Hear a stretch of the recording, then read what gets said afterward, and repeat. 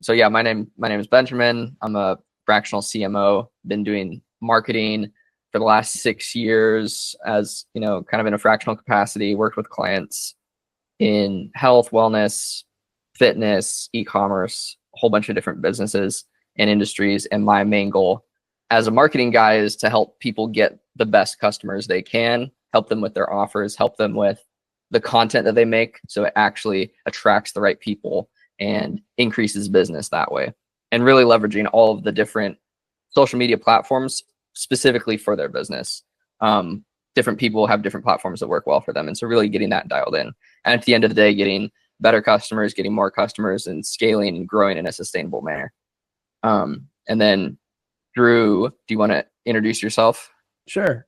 Drew Harris. I'm a fractional CTO right now. I've been in software engineering and product engineering for better part of 25 years, and recently decided to do fractional full time. I really enjoy the freedom and I like to help people. So part of my fractional business is the technical side, of course, but it's also leadership and guiding people from a leadership perspective to help them avoid some of the pitfalls that startup companies and particularly C-level executives have. I was a CEO of my own SaaS company for about 10 years. And I grew and scaled that business. And I've worked in corporate for about 10 years as part of big organizations as big as 30,000 plus employees, along with several SaaS companies. So my specialty is really helping SaaS companies grow and scale and helping leaders really optimize themselves and optimize their impact and achieve their goals. So I wanted to work with Ben here from a marketing perspective. It's a great partnership, and just really talk a little bit about 10 key things that you're going to need if you're going into the fractional leadership market. Some things that Ben and I have both discovered through our journey.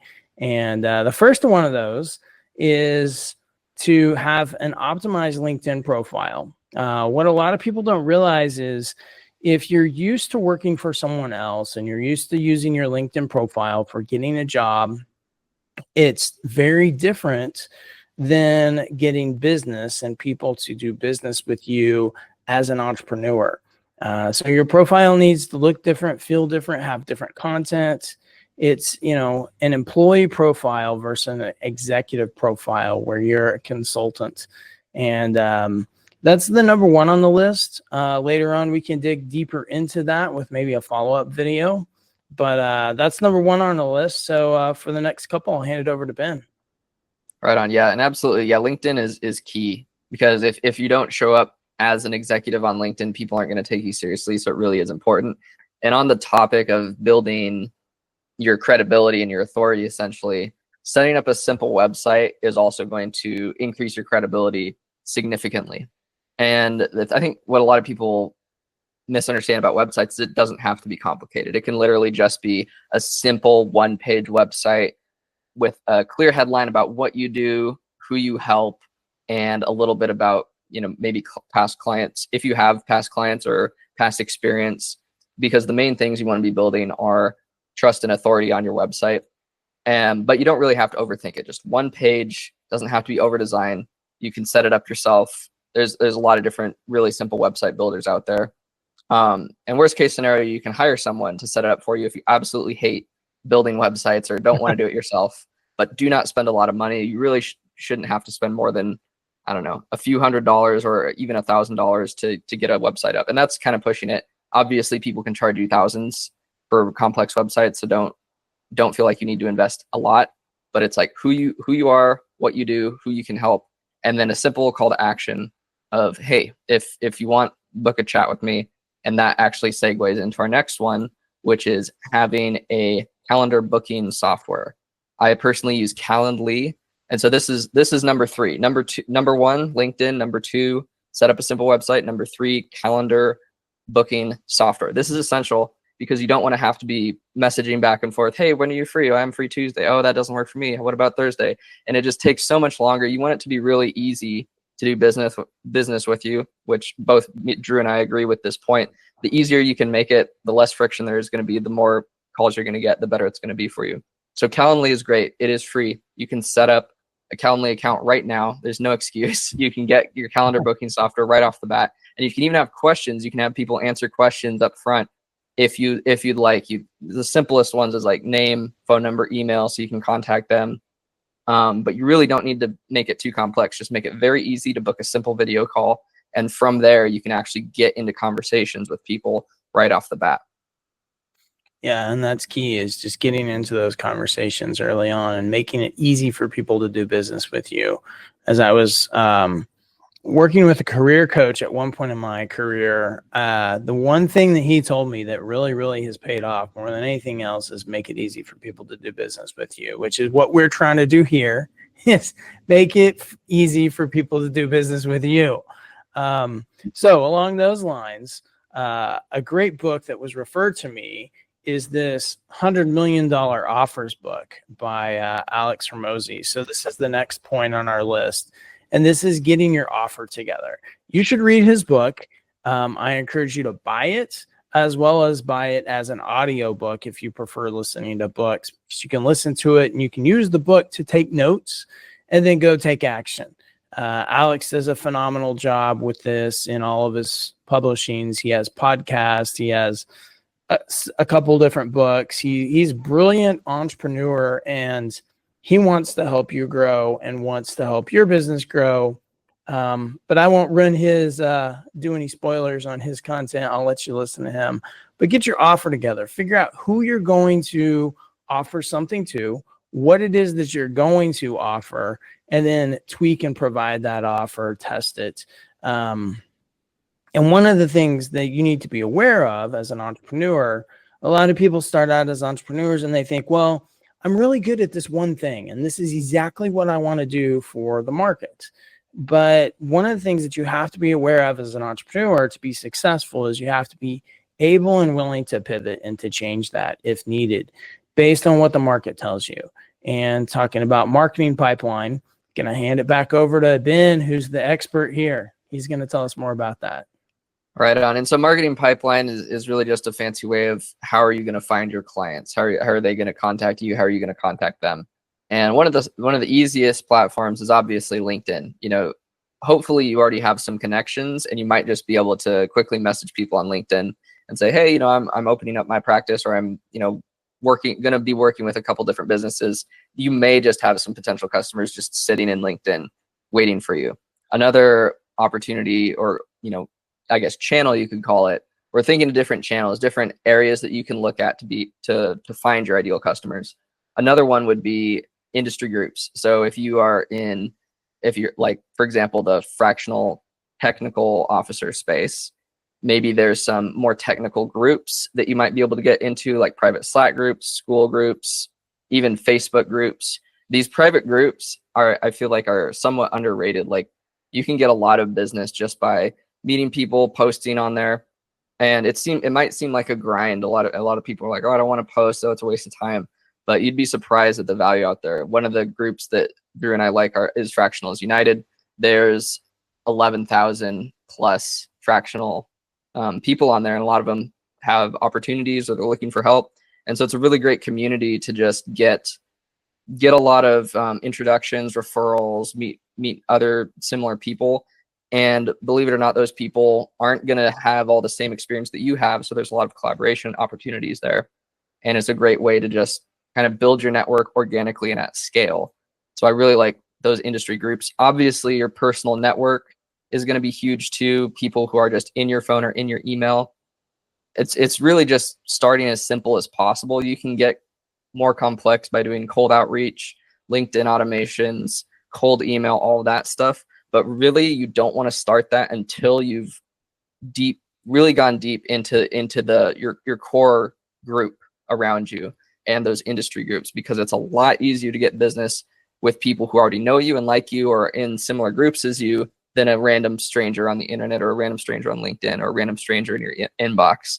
And those can work, but those are more like intermediate advanced strategies. So stick with your warm network, stick with people who know you, start building a name for yourself in these groups, and you will find opportunities present themselves, and you just have to be in there consistently to really capture the value of that. And so Drew's going to talk a little bit about, once you do get some people in your marketing pipeline, you have some calls, what's a tool that you can use to help with that?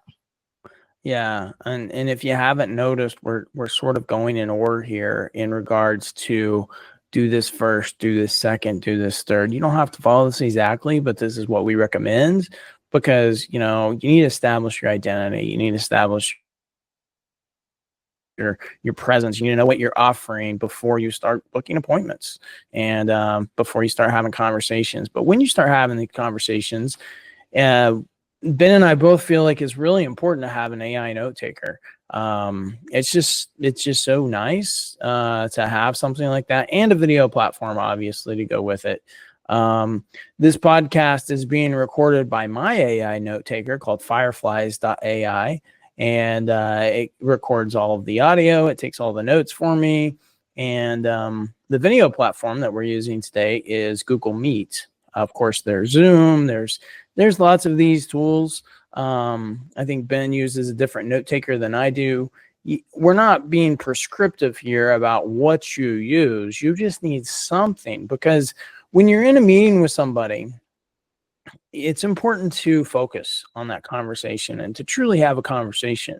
And if you're busy like writing down every single note, then making sure that you're keeping up with all the bits of the conversation, then you might miss out on opportunities and not optimize your time with this person, because people's times are precious, especially if you're an executive, a fractional executive dealing with other executives. It's very difficult to get 30 minutes even of somebody's time. So you want to place a high value on that person's time. And by using an AI note taker, it can help you in that regard. The next point is, once you've had this contact with someone, you need to make sure that you understand how to close sales. Particularly with technical people. I come from a technical background. I've been an engineer for a lot of years. Technical people typically aren't very comfortable closing sales and being salesy. You don't necessarily have to be salesy. Just think of yourself as a service person trying to help somebody out. And there are some phenomenal resources that we can dive deeper into with maybe a follow-up video about how to close sales. People who are far better at it than I am. I have been doing sales a little bit off and on for running my own business for 10 years. That was kind of important to the success of it. And also now as a fractional. So sales is a key part. There's an author I just recommend just here in this list, sort of bonus here, is Jeffrey Gitomer. Jeffrey Gitomer wrote a book called The Little Red Book of Sales, and it really changed my life from a sales perspective. There's lots of sales resources, but you should know how to close sales when you're in conversations. And you don't have to be salesy. You don't have to be like a used car salesman. But you do need to have, as Ben and other great marketing people in my life have told me, a call to action. You need to ask for the sale. And in some cases, you need to assume that you have the sale, and you need to know how to do that. Question-based selling is another great resource. So I'll leave it there, and I'll pass it back to Ben to talk about the next phase and the next item on our list. Absolutely. Yeah. Sales are the lifeblood of your business. So if you're not closing sales, you won't have a business. It is a necessary part. Good way to put it. And so after you have closed your sale, let's say your call went well, you've talked with someone, the next logical step is your contract. You're going to need some sort of document that kind of conveys exactly what the engagement looks like. What are the terms? What's the duration? All of those specific details. That way you have confidence, your client has confidence that you're not just some random person. You have a contract, so it builds even more credibility for yourself, and it also gives you some legal protection as well. You assume the best, but also have a backup in case something bad happens. And so contracts are very useful for that. And you don't need to hire a lawyer necessarily. You could if you wanted to. But just really basic stuff. How long is the engagement? What are the expectations? What does breaking the contract look like? Those sorts of things. And if you just write that out, now you can go to the next part, which is having some sort of e-signature software. You can use DocuSign, HelloSign, PandaDoc. There's so many different e-signature softwares, and some of them are free. A lot of them are free. And so you don't even need to buy anything. Signature software. And they have these very easy sections in these e-sign softwares where you can have a box for your signature, you can have a box for your client's signature. You send them an email, it goes right to their inbox, and you just say, hey, please, sign the contract and we can get started. They sign it, it'll give you a notification when it's signed, and then you're ready to rock and roll, and you have that legal protection, and just confidence that you're really bringing a professional attitude and professional documents to this engagement, and it just sets things off in a good direction for you and your client. Yeah, and Drew is going to talk a little bit more about legal entities and how that's important as well. Yeah, so having a legal entity is important, but this is number 10 on our list. Like, you can do all of this other stuff, and then when you start making money, then you can invest in creating the legal entity that you need to protect yourself legally. Now, I'm not an attorney, so take everything that I say here with a grain of salt. But you should have, in my opinion, you should have some legal way to protect yourself. There are different ways to do that in different states. You can set up an LLC or an S Corp. There's tax benefits to each. So you should talk to a legal advisor of some kind. Talk to a tax advisor of some kind. And the community that Ben mentioned earlier that he and I are both part of, Fractionals United, is a great resource for that. Don't think that you have to have like a full-time tax person or a full-time legal person. You don't. You can use somebody just like, hey, give me some advice on this. And that Fractionals community is a great place to go for those sort of resources because they're familiar with your industry. They're familiar with, being a fractional and the benefits of being a fractional versus like your sister-in-law's cousin who, has a legal practice, but he practices a different kind of law. You've got to be careful about that. So it is important to set up a legal entity. I've been a part of, I think, 11 or 12 businesses as a founder of some kind. And those entities have taken different shapes and sizes. So it really depends on the situation, the circumstances, and what makes the most sense for you. So that wraps up our top 10 list. That's it. However, we want to give you a bonus. So as a bonus, we're going to talk just a little bit here for another couple of minutes about AI tools. I'll hand it back to Ben and I'll close us out. All right. Yeah. So the bonus tip on different AI tools that are really going to exponentially help you do more business and just move faster in general and really kind of level up your game, in kind of this new AI era that we're living in, is the three that I like to use are Gemini, which is Google's, main GPT tool, Claude, and of course, ChatGPT. All three of them, while they kind of do the same thing, they each have different use cases.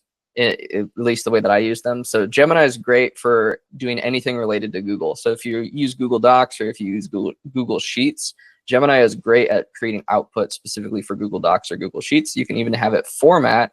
What I like to use is Claude for writing. Like if you have any kind of emails you want to write, if you have any kind of website copy you want to write, Claude is just phenomenal at just language in general. Like a lot of times you can tell if something's written by ChatGPT or something. It has it sounds a little bit off, a little bit weird. Claude is really good. You can occasionally catch Claude saying some ChatGPT-isms or some AI-esque sort of things, but in general, I'd say it's far and above ChatGPT and Gemini for the quality of written content. And having a copywriting background, I can kind of definitely speak to that. And so if you're doing any kind of writing, use Claude. And for more technical things like data analysis or breaking things into columns, I feel like ChatGPT is pretty useful for that. And ChatGPT is just kind of the catch-all. If for whatever reason Gemini or Claude isn't doing what you need to do, just kind of use ChatGPT. And using all three can be very effective. You can do your writing in Claude, format it in Gemini, and if there's some additional technical aspects that you need to do in ChatGPT, you can do it there. And that's just a very basic overview. Obviously, you can go a lot deeper into these tools, but from what you'll need as a fractional executive, just at a high level, those are three tools that are going to serve you very well. So real quick, before I get into the final piece, what are some of those ChatGPT-isms that you've seen? I mean, you're experienced writer. I can think of one for sure, but I want to hear your thoughts on what are some that you've heard. Yeah, so there's certain words that, and you can look this up on Google, like certain words that are just beaten into the ground by AI. I think delve is one of them. Like, let's delve into the new category. There's certain words that just people don't use in regular, day-to-day speech that much. And then if you see it, it's like that uncanny valley. You're like, I don't think someone actually wrote this. So delve. Here's the kicker. That's another one that I absolutely like. Just here's the kicker is whenever you tell AI to like, oh, make it sound more casual, they'll just throw in here's the kicker. A lot of times, just too much. Like sometimes people do say that, but the AIs really love that phrase.